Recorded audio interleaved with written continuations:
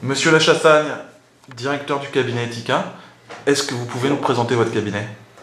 Écoutez, Etika est une SARL d'architecture et d'urbanisme. Donc nous travaillons à la fois du projet de design, que ce soit de mobilier, d'aménagement d'intérieur, d'architecture, donc maison individuelle, programmation de logements, jusqu'à 20 logements jusqu'à présent, et urbanisme en fait, donc planification, définition de ZAC. Voilà.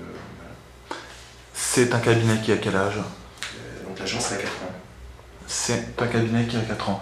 Est-ce que vous pourriez nous dire en quoi elle se différencie d'un cabinet d'architecture traditionnel?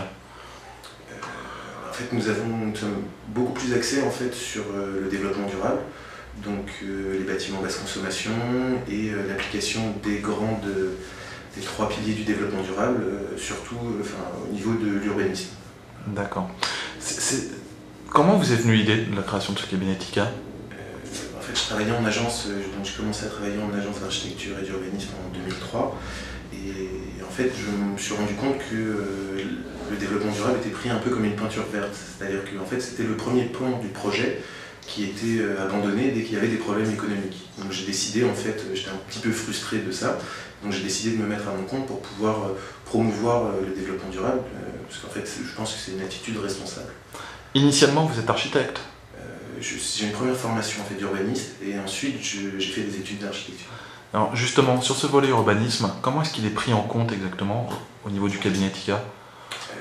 En fait, en termes d'urbanisme, nous avons eu l'année passée notre première affaire à notre nom, puisqu'en fait on a sous-traité déjà 2 opérations, donc, qui étaient le réaménagement de la porte de Montreuil pour le cabinet Prince Déco et l'anticipation des mutations foncières dues à l'arrivée du tramway dans le Haut-Montreuil, toujours en partenariat avec le cabinet Prince Déco. Et l'an dernier, en fait, nous avons eu notre première opération donc pour la communauté d'agglomération de Marne-et-Gondoire, la définition du cœur urbain de Marne-et-Gondoire. On a eu une labellisation de la région de France dans le cadre de l'appel à projet Nouveau quartier urbain, donc qui équivaut aux écoquartiers de l'État. Et nous avons été lauréats donc, au mois de février. D'accord. Donc Etika, c'est à la fois un volet architecture, à la fois un volet urbanisme.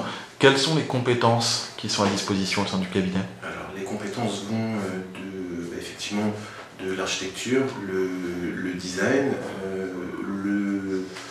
donc l'urbanisme, à la fois urbanisme réglementaire, animation des partenariats, donc avec un accompagnement des collectivités en fait, durant tout le montage du projet, pas uniquement en fait, du dessin en chambre,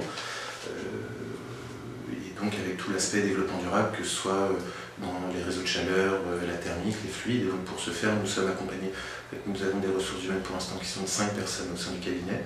Et après, nous travaillons en partenariat relativement resserré avec une autre agence d'architecture, une agence d'aménagement du territoire, 2 agences de paysagisme et une agence des fluides, donc pour tout ce qui est thermique à l'échelle urbaine. Donc si je résume, en fait, un cabinet de 5 personnes, mais qui fédère autour de lui un réseau de partenaires et de compétences complémentaires qui s'associent autour de projets communs. Exactement. Et alors, si on veut vous contacter?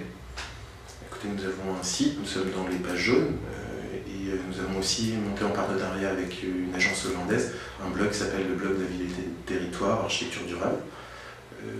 Voilà, donc le site www.etika.com. Parfait, merci beaucoup. Je vous remercie.